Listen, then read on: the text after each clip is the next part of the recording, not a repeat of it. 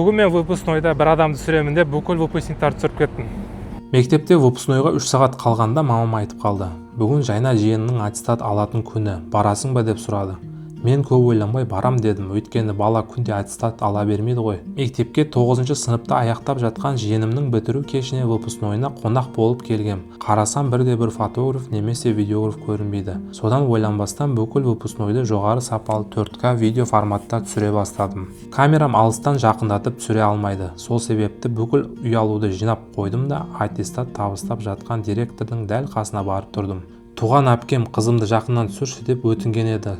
Сол сәтте егер менің әпкем қызының аттестат алып жатқан сәтін жақыннан түсірілген видеосын қаласа, демек басқа ата-аналар да балаларын дәл солай көргісі келеді ғой деп ойладым да барлық балаларды жақыннан түсіре бастадым. Сахнаның жанында емес, тура сахнаның үстінде жүрдім десе де болады. Видеоны жоғары 4К сапада түсіргендіктен кейін әр баланың дәл аттестат алып жатқан сәтінен скриншоттар жасап шықтым.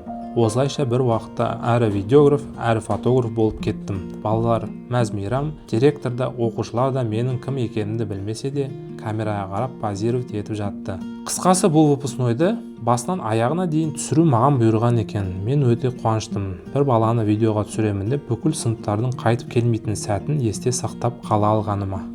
Енді 4 видео, 64 фото бөлек дайындап қойдым. Мектеп директорына және сынып жетекші мұғалімдеріне фото-видеоларды тапсырып, әр балаға естелікке фото-видеолары табысталсын деп сұраймын. Мектеп өте дарынды екен, үздік оқушылары бар. Балалар домбыра ойнап, ән айтып, би билеп берді. Назар аударғаныңызға рахмет.